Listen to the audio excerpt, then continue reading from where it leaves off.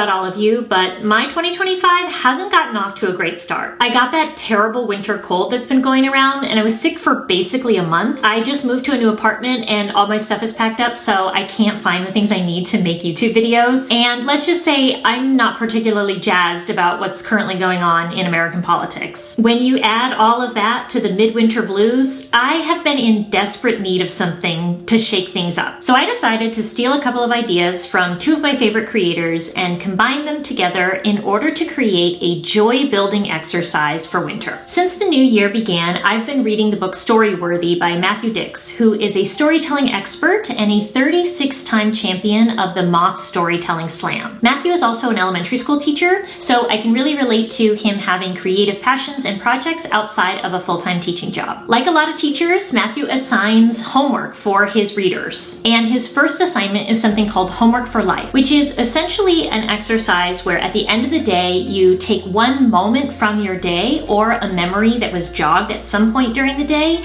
and you write it down in a spreadsheet to consider it as a potential story that you might develop later. So for the past few weeks, I've been doing my Homework for Life every day. I also decided to borrow an idea from another one of my favorite writers, the dating coach Lily Womble, from her book Thank You More Please. In her book, Lily talks about using the reticular activating system of the brain to pay more attention to the things that we want to see more of in her life. She calls her exercise Thank You More Please, which is also the title of her incredible book. The idea is really simple. When you see something out in the world that you want more of, either in your own life or for yourself, you can say out loud, thank you more please. And for many people, it can be really helpful to write down the things that are a thank you more please moment in their lives, because recording those things is going to reinforce this notion of what we pay attention to, we get more of, aka the reticular activating system. The classic example is when we're in the market for a new car and we have a particular make and model in mind, we start to see that car everywhere, and that is a product of our reticular activating system. But we can use it to our advantage when we see examples of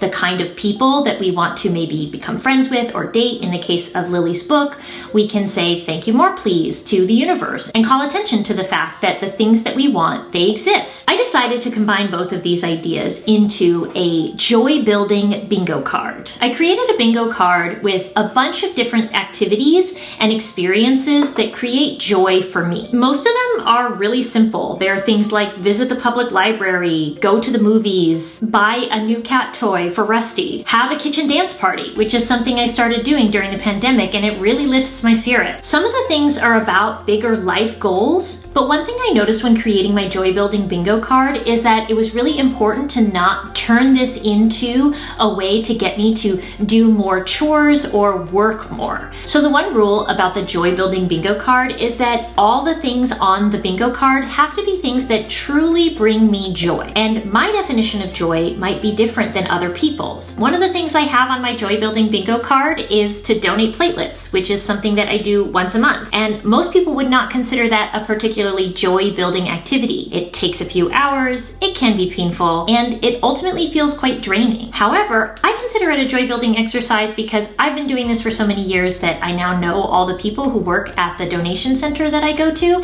and I get to lay down for a couple of hours and watch TV shows on an iPad, and they bring me all the snacks my heart desires. I also get joy when I get a text message alert that tells me that my platelet donation has been sent off to a hospital for someone who's in need of it. But this is my personal definition of joy building. A lot of people might not recognize what in their life brings them joy. If you feel like it's a challenge to think of an entire bingo card worth of joyful activities, then I recommend you watch my video on anti-visions, and then use your anti-vision in reverse, like I mentioned in the video, to decide what would be your vision for joy building during this winter season. I love using bingo cards as a strategy to pay attention to certain things that I want more of in my life. For example, a few years ago when I was learning French, I would create a weekly bingo card with all of the new vocabulary words or particular phrases that I wanted to use in the weekly hour conversation that I had with a French teacher online.